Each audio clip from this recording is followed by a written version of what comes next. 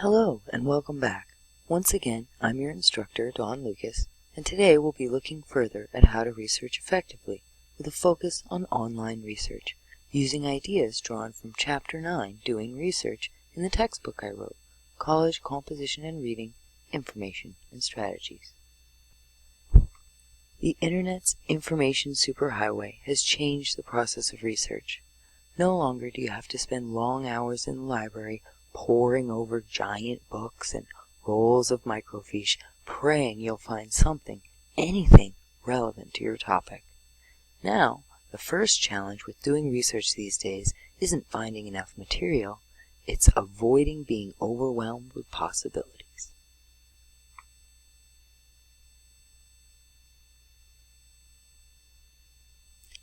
The Internet is full of distractions, as this comic indicates. It's easy to get lost. One main way to narrow your search results to not only the most useful and relevant sources is a method we discussed last time with PIR. Take the time to plan, thinking of keywords, questions, possible sources, etc., before you do your research.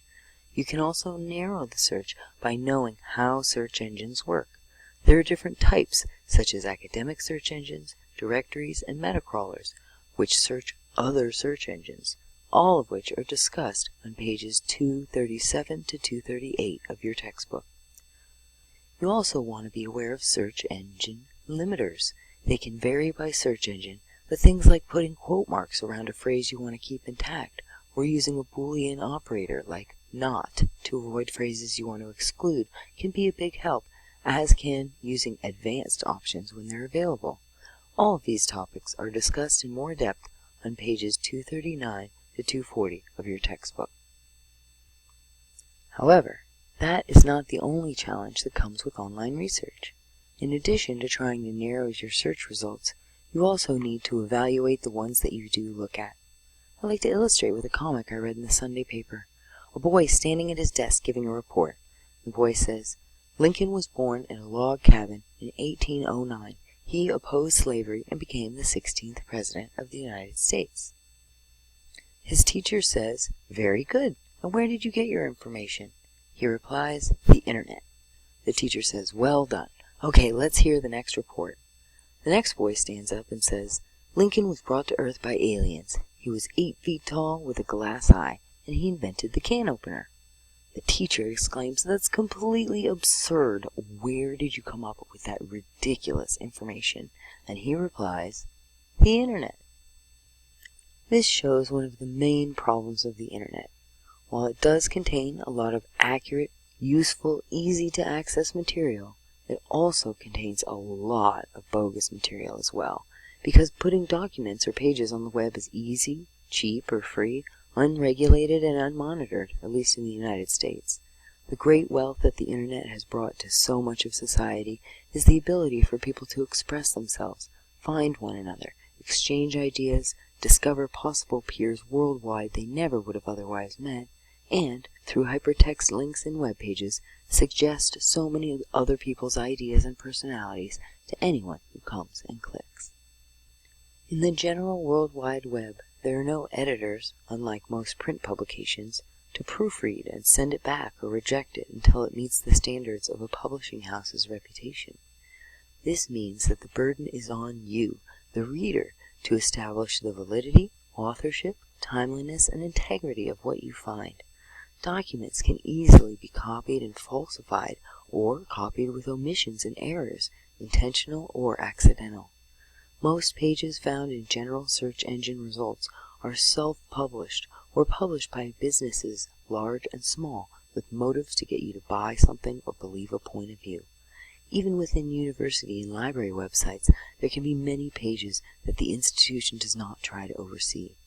The web needs to be free like that, and if you want to use it for serious research, you need to cultivate the habit of healthy skepticism and thinking critically about what you see.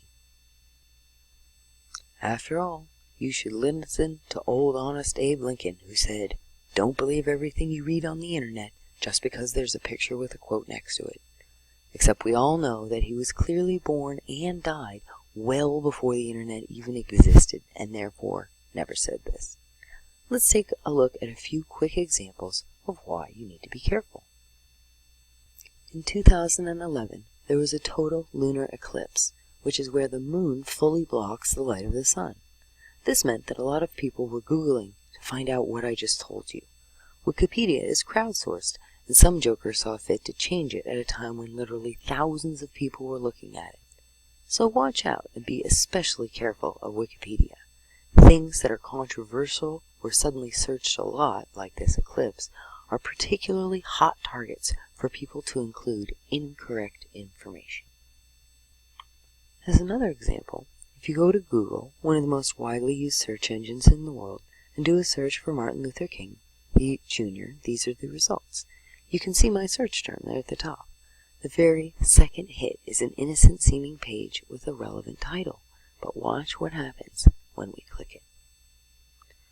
On the top right, you can see a screenshot from the bottom of their title page. They have a link indicating their desire to have the MLK holiday eliminated, and one implying that the inventions of African Americans are somehow not really theirs. This gives you a clue that this might not be a page that sticks to the facts.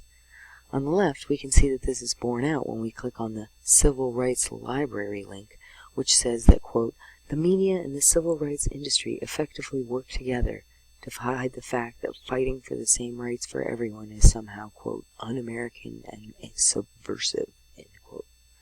Links include black rap lyrics call on blacks to murder and rape whites, and a whole bunch of The Truth About pages containing ridiculous and mean-spirited lies meant to inspire hatred and fear against people of color and to spread lies about famous people and events. If we follow the link titled The Truth About King, we're led to a new page titled Beast as Saint. This particularly provocative and religious word choice gives you another clue about the people running this site, as does the fact that the first part of the first sentence is written all in capital letters and says, when the communists took over. I don't know about you, but I don't remember that happening. I've included some of the more lurid claims from this page in a box on the right side of this slide, including that King cheated his way to his degree, and the entire college was happy to help him do it and cover the evidence, and that he is, in their words, quote, a sexual degenerate, an America-hating communist, and a criminal betrayer of even the interests of his own people, end quote. They even threw in not only patronizing prostitutes, but beating them afterwards to spice things up even more. Clearly, this is the work of people more interested in pushing forward their own agenda and beliefs than in actual truth, despite appearances, and demonstrates strongly that it's vital to use your critical thinking skills to determine the reliability of websites. It won't always be this obviously ridiculous, especially when it's a topic you don't know much about. You don't want to be made foolish, as was this person on Facebook after reading an article from a satirical online newspaper, The Onion. Plus, if it sounds ridiculous, it probably is. To understand the web, it's important to understand a little about how it works. If you have certain settings, when you're looking at a folder, you see an address bar at the top that says where the folder is located on your computer, usually in the C drive. Therefore, you see an address, something like C/documents/school/English 1A, because the folder you're looking at is inside the folder English 1A, which is in the folder School, which is in the folder Documents, which is on the C drive. So the address describes where your file or folder is on your computer. Now, it's important to understand that cyberspace is not actually a place. What creates the internet is many, many sets of computers called servers that have information on them and are always connected to the internet. And when you type in a web address into your browser bar, you're actually just telling your browser what computer to connect to and where on that computer the file you are asking to look at is located. Therefore, you can read a web address just like you can the address on the folders in your computer. The address is called a URL, which stands for Universal Resource Locator. A web address has 4 distinct parts, illustrated near the top of this slide. The first part is the type of file. This will almost always be HTTP, although others are possible. Regardless, this part of the URL gives you little information. However, the second part, the domain name, is much more informative. The first portion is the name of the host or server, which is the computer the files are located on, making the first part before the .com or .edu or whatever the publisher. In the case of this web address, the publisher is Santa Rosa. And looking at the .edu makes it clear that it's an educational institution in Santa Rosa. The domain type, like .edu for educational, .gov for government, or .com for commercial, is also part of the domain name. Both the publisher and domain type can be useful information, as we'll discuss in a minute. The next part is the file path, where everything before the .com is like the C drive on your computer. The next parts tell you where on the computer the file is located, what the names of the folders are that it's in, which can also be useful information. The final portion is the file name and type that you're accessing, which, like the first portion, is not very useful for evaluation purposes. However, now that you're familiar with the basic layout of a web address, we can discuss evaluating websites. One way to evaluate websites is via the four-step process discussed in the textbook. The first step is to examine the URL. Once you do a search and get results, you're presented with a page of links. You can begin your evaluation of a website's probable credibility before you even click on any of the links. As I said in the last slide, the middle two sections of the URL are useful for evaluation purposes. One is the domain, including the server or publisher and the domain type, and the other is the file path. First, look at the name of the server or publisher. Is it one you've heard of? If you've never heard of them, it doesn't automatically mean that it's an unreliable source. No one's heard of everything. But it does mean that you have to be more cautious than if it were one that you had heard of, like the New York Times. You also want to see if this portion is entirely composed of numbers. Computers communicate to each other naturally via numbers, and in order to get a domain name with letters, like Santa Rosa in my last example, you have to register with a central database and give information about who owns it. Therefore, addresses where the server or publisher name is composed entirely of numbers is one that is not registered. Sometimes unscrupulous people use this to avoid getting caught. The ridiculous scam emails offering you money from Nigeria or trying to look like a bank or Facebook have links composed this way. That's not to say there's not a legitimate use, however. These websites are temporary, often disappearing as the host computer is no longer connected to the internet at that location or address. Wireless devices often use temporary websites to allow you to transfer files between your computer and your smartphone or tablet, for example. However, obviously this type of address should be a red flag when doing research, and you should never click on a link of this type. If you see this, no more evaluation is necessary. The website should be avoided, as it is likely literally a trap. The other part of the domain to look at, aside from the publisher or host server, is the domain type. There are several different kinds of domain types, indicating the purpose or status of the website.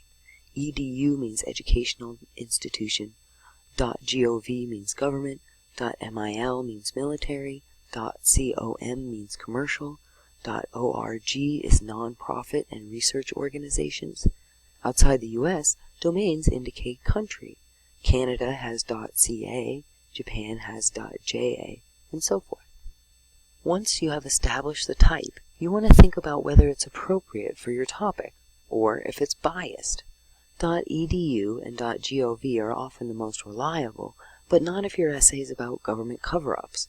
While the .com are trying to sell you something, they can have reliable information about how their product is built, or the history of their company, for example. Lastly, look at the file path or directory for possible red flags. Is it a personal page? There are indicators to look for, like a tilde, which is the squiggly mark in the upper left of your keyboard, or %, JSmith type names, domains like Facebook. Also, remember that .edu sites are not always safe. Look carefully at the file path, since students can get personal pages if they take a web design course, or sometimes if they just sign up for it online and prove their enrollment in any course. So, you can get a lot of clues about a potential reliability before you even click on a link. If you aren't sure, it might be best to simply pick another result, since there's so much information out there. Then, once you click on the link, there are other things you can look for to establish probable reliability. The next step is to look for author and date information, such as accountability. Is someone willing to put their name and reputation on the article or website? If they work that hard, they should be proud to put their name on it. If they don't want to admit to being the author, it's a bad sign and might indicate a page with information that cannot be trusted. However, it's fine if an organization is the one taking credit. You just want someone to. If no person, company, or organization wants to put their name on it, even when they created and published it, you probably don't want to either. You also want to check for credentials. This could be education, but could be experience too. Does the person know what the heck they're talking about? Yes, a nuclear physicist is a good source for information about nuclear reactions, but a single mother with no college education knows about single motherhood. You also want to check the date. Is the page a zombie, meaning it's alive because it's still on the web to be accessed, but dead in that it was abandoned after creation and is no longer growing or changing? Pages that are regularly updated show that someone cares about the content, is updating it with corrections and new information, and thus it is more likely to be accurate. Also, how recent does your information need to be? A paper about race and politics should include information from after we elected and re-elected an African American as president, but a paper about Shakespeare can have information from 10 or 15 years ago. However, in general, more recent is better, since even in historical subjects, new archaeological or literary evidence can affect what is known. Once you've analyzed the author and date information, you're ready to move on to the more general steps of the process. The next step is to look for other indicators of quality. One thing to check is documentation. Just like your paper is more credible and reliable to your readers if you show where you got your information, a website is more likely to be reliable if they indicate where they got their information. You might also consider going to the source and getting your information straight from there, since a primary source is more reliable than a secondary one. A copyright and permissions notice can also be a good sign. Again, the more time and effort someone has spent making sure to follow laws and give appropriate citation, the more likely they are to be reliable and correct, since they probably spent the same time on getting useful and trustworthy information. Another aspect to evaluate is appearance. Does the site look professional? Are there a minimum of spelling errors? If the person takes the time and effort to make the site look good and proofread it, or pay someone else to do so, it is more likely to be reliable than one that was merely slapped together. If they didn't check their spelling, they likely didn't check their facts either. You should also consider the purpose. Think about what the site is doing there. Why was it put up? To inform and give facts? To persuade? To sell or entice? Just as in your own writing, the purpose will affect the product, especially in less ethical individuals or organizations. For example, the site Hinduism.org purports to be the best source for information on true Hinduism, but is actually based on and promoting one single book that is trying to claim that all existing information about Hinduism throughout history is false. Another aspect to consider is tone. Make sure that you aren't the victim of irony, satire, or spoof. Many people view articles on The Onion, a satirical web newspaper, and then get made fun of for being outraged when they yell about it on Facebook with a link. For example, in 2013, they ran stories with the titles, J.K. Rowling revealed to be pseudonym for Newt Gingrich, and New study finds it is impossible to lose weight, no one has ever done it, and those who are trying should give up, and man eating McChicken sandwich can tell McDonald's switched up antibiotics in poultry. Think about the tone of the page, whether it seems overblown, exaggerated, or mocking. Also, as in my example of the MLK website, places that use highly charged language are often more interested in promoting their agenda than in the truth. If in doubt, do some additional research. One final aspect to think about is links to outside websites. Pages that link to credible sites and/or give you an opportunity to explore both sides of an issue are more likely to be reliable. If a site links to a hate group such as the KKK or a fake news site, they're likely highly questionable. In addition, if the links are broken, that suggests no one is paying attention to the site, making it more likely no one is paying attention to the accuracy of the information either. Finally, the last step in the process is to add it all up. Use your head and think critically about what you've learned. None of the indicators discussed by themselves will conclusively indicate that a site is reliable, though some can immediately indicate that it isn't. Therefore, you need to think carefully about what you've learned when determining if the site is worth using. If you aren't sure, just pick a different website. It's easy to do with so much information available on the web. Now that we've discussed evaluating sources you find using a general search engine like Google, let's talk about another source available online not accessible to general search engines. Let me start by telling you a fact that many of you are probably unaware of. Teachers at four-year universities like UC Davis, Harvard, Stanford are required to publish in order to keep their jobs, which is sometimes called publish or perish in the field. Many of them fulfill this requirement by writing textbooks. Check any of your textbooks and you will see it is most likely written by a professor or a group of them at some university or other. Others design and perform studies or do other research and publish their results in what basically amounts to research papers written by teachers on the subjects they're interested in. In addition, many scientists and professionals in other fields also publish articles that are very much like research papers in order to let the rest of their profession know the latest discoveries. We often hear about this with relation to medical advancements, often published in one of the premier medical journals, the Journal of the American Medical Association, JAMA.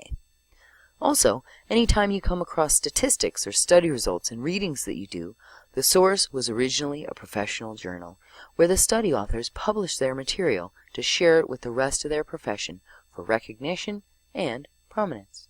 The places that publish these types of articles, known as professional or scholarly journals, are very rigid in what they'll accept and rigorously check the facts. Most are peer-reviewed, meaning a panel of other experts in the same field reviewed it before it was chosen for publication. The best of the articles submitted by teachers and other professionals are selected for publication.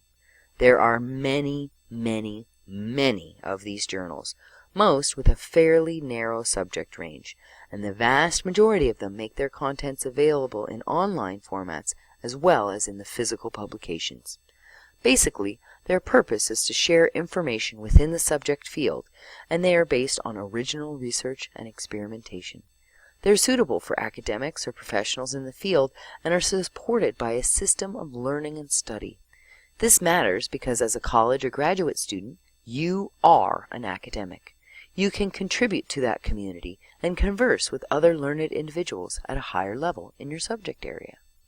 What this means to you as a student is that you can get access to the best articles written by teachers and professionals, which you can use for ideas and for information to include in your own paper. We just went through many of the steps you can take to evaluate the reliability of a website. With these journals, there is no need because there's a panel of experts in that particular field doing that for you before the articles are even published. Journals are reliable and often contain more and better information than is available on the regular web. In addition, there are journal databases that specifically gather the journals and store the articles and information in digital form so that it's easy to search out what you need. Unfortunately, these journals are only available through subscriptions, which cost a yearly fee, and the databases, which collect and store many journals in searchable form, cost thousands of dollars per year to subscribe to or to gain internet access to. Fortunately for the average starving student, college libraries have these subscriptions, which students can use for free from campus computers or even from their home computers when they set up an account. And most public libraries have subscriptions as well, available to anyone with a library card. So, what are the advantages in a nutshell? Well, some advantages of electronic databases of scholarly and professional journals are that they give you access to what amounts to research papers written by professionals, which can give you both ideas and material to cite in your own paper. They have information from public sources that have authority and are reliable. They cover almost every subject imaginable, giving you easy and organized access to almost all the available information on any topic. They include the bibliography or works cited pages that can give you many ideas for related articles, and they often show you how to do the citation or do it for you. At the Santa Rosa Junior College Library, everything is set up to be helpful. On your screen you can see a view of the main homepage, which you can access from the SRJC website or by typing in http://libraries.santarosa.edu. I've also included the direct web address in the upper left corner of the slide. One nice thing about the SRJC Library homepage is that you can start your research right here, though you better have a good set of search terms or phrases, as this is the widest search and will net you the most overwhelming number of results. Remember, it's not a contest to get the most results, it's to get the best and most useful results the fastest. Before we move off this landing page, I do want to point out one more thing. On the right is a list of links to helpful services the library offers. Let's take a closer look. Notice that there's a wide range of services available, including asking a librarian and getting citation help, as well as being able to make an appointment to get one-on-one research assistance from a librarian, from helping you make an outline to guiding you to the research that will best suit your needs. Just click the Book Your Appointment link. Whatever college you go to, they likely have similar resources available. When doing online research, don't overlook one of your most valuable resources, the online presence of the school library, and the access that grants you to online information that would otherwise be difficult to acquire. However, if you do decide to pursue research on your own, there are various ways to search the information available from the library. If you have your search terms, you can simply enter them into the Smart Search text box you saw in the first example. In the image on this page, you can see what you're presented with if you click the Articles tab. On the left, you can search by subject, and on the right, by particular journal databases, which often have a theme or focus. There is a huge list of databases which you can explore on your own, but I do want to mention one database in particular, CQ Researcher. While most journals publish whatever articles that were the best among the ones submitted to a particular issue, CQ Researcher approaches things differently. Each issue has a central topic, and every article in that issue is connected to it. There are timelines and backgrounds, a pro argument, a con argument, maps, issue overviews, and much, much more. I highly recommend checking out this resource to see if there's an issue on the subject you're researching. Another specific database that can be very useful in a variety of ways is the one highlighted here, Newspaper Source. This is an especially useful resource if you're required to use non-website sources in your paper, as you can locate the information for a physical newspaper and cite the physical version, but use the internet to find the information about it. The Newspaper Source database provides selected full text for 25 national and international newspapers. In addition, full-text television and radio news transcripts are provided from CBS News, Fox News, NPR, and other newscasts. And I'd also encourage you to explore the other available options. A few final notes about database searches. You don't want to end up with an abstract, which is an extremely short summary of the article. You want the article itself, so be sure to select any option for full text that you see, so you'll only get articles that can be read fully. For instance, I did a quick search on the term school uniforms, and you can see the various options on the left of the screen for narrowing down my list of 99,900 results. In the Limit To box on the left, which I've enlarged on the left side of your screen, you can click the box that limits your results to only those with the whole text available, rather than just a summary. You can limit your results to only scholarly journals, and you can change the dates of your results with the slider. You can limit the source type, such as just newspapers or magazines, and you can limit your results to a particular subject. Make sure to click the full text box for best results. Thank you for watching. I hope that this overview was helpful and illuminating and has helped you understand a bit more about the process of effectively researching online. Please don't hesitate to contact me with any questions that you may have about the material. I am always happy to help.